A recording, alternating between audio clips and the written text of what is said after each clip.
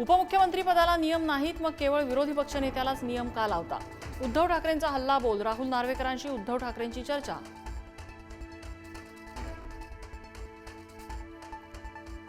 मुंबई विधान भवनातील राडा प्रकरणाचा अहवाल सादर, सर्जेराव टकले आणि नितीन देशमुखांना 2 दिवसांचा कारावास. 2029 पर्यंत दोघांनाही विधान भवन परिसरात येण्यास बंदी.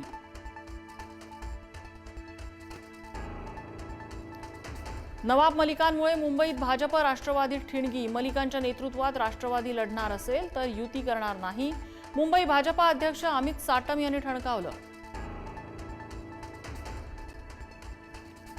मुंबईसह राज्यातल्या प्रमुख महापालिकांमध्ये महायुती एकत्र लढणार, रवींद्र चव्हाण यांची घोषणा. तर इतर महापालिका निवडणुकांची जबाबदारी स्थानिक नेत्यांवर, चव्हाणांची माहिती. जिथे महायुतीत अडचणी तिथे वरिष्ठ निर्णय घेणार, उपमुख्यमंत्री एकनाथ शिंदेंची माहिती. मुंबईत महायुतीचाच महापौर होणार असा व्यक्त केला विश्वास. 15 डिसेंबर नंतर कोणत्याही क्षणी महापालिका निवडणुका होण्याची शक्यता. 14 किंवा 15 जानेवारीला मतदान होण्याची शक्यता.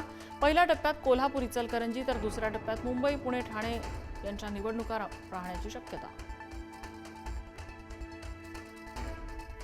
लाडकी बहीण योजनेतून तब्बल 165 कोटी रुपये लाटले, अपात्र लाभार्थ्यांचा तब्बल 165 कोटींवर डल्ला.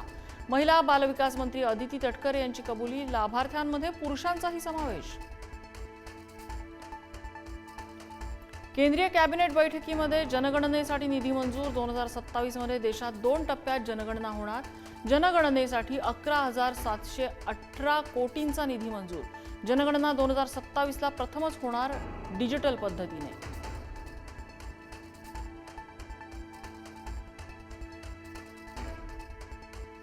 बीडमध्ये सोलापूर धुळे महामार्गावर ज्वलनशील पदार्थ नेणारा टँकर उलटला. रस्त्यावर ज्वलनशील पदार्थ पसरल्याने लागली आग. पोलीस आणि अग्निशमन दलाने घेतली घटनास्थळी धाव. सुरत चेन्नई महामार्ग आता नाशिक चेन्नई होणार. केंद्रीय वाहतूक मंत्रालयाची माहिती. सुरत नाशिक विभागाला पर्यावरणीय मंजुरीला अडचणी येत असल्याने निर्णय.